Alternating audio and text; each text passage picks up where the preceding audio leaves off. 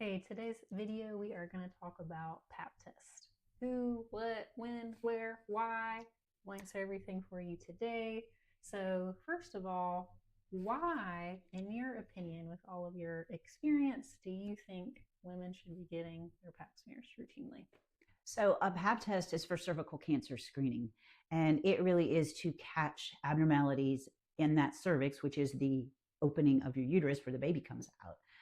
It is to catch those abnormalities early before they turn into cancer, because you do not want to have cervical cancer. It is nasty cancer. And fortunately, because of Pap tests, we just don't see cervical cancer hardly at all anymore, unless it's a woman who has not gone through screening. So, um, in the worst cases, when cervical cancer has spread, you basically have a hysterectomy. But if it's spread further, some ladies have their entire colon removed, their bladder removed, everything in their pelvis removed to try and save their life. And just not a position that you want to be in. Yeah. So, what do we check for when we check for a Pap smear? Yeah, so a Pap test is usually regarding screening. So these are going to be ladies starting at age 21, and we'll go into more of the guidelines later, who aren't having any symptoms. And our basics for screening are that we want to catch things, if they are abnormal, as early as possible to improve outcomes and quality of life, like what Dr. Carnsew was just mentioning of how devastating it can be. So what we do when we get the Pap smear is take a little brush or a spatula, and we get some of the cells from the inside and outside of the cervix, and we send it off to the pathology lab to assess. They're going to, one, look at the cytology, which is how the cells appear, and we'll go into more of the ages on that.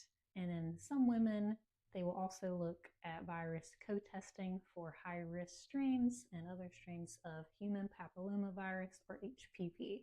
Now, guidelines have changed through the years. What do you usually tell your patients about what the guidelines for screening are now? So, as it is now, we start screening with Pap tests at age 21.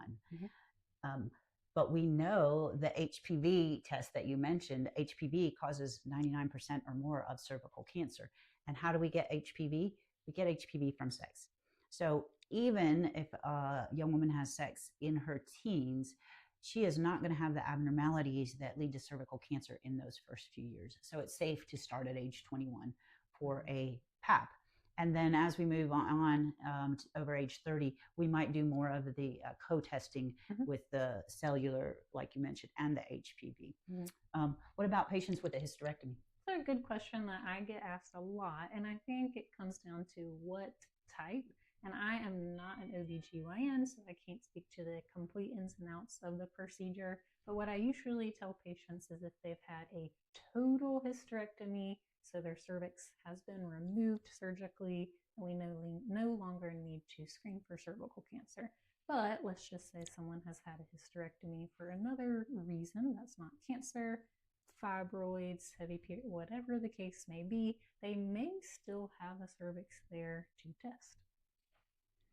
Right. So the important thing is make sure that you are up to date on your Pap test screenings. For ladies who are my age, there are the guidelines used to be to have that done every year, and we're used to having that done every year. We now can go 3 to 5 years depending on which test you have, and that's if it was normal.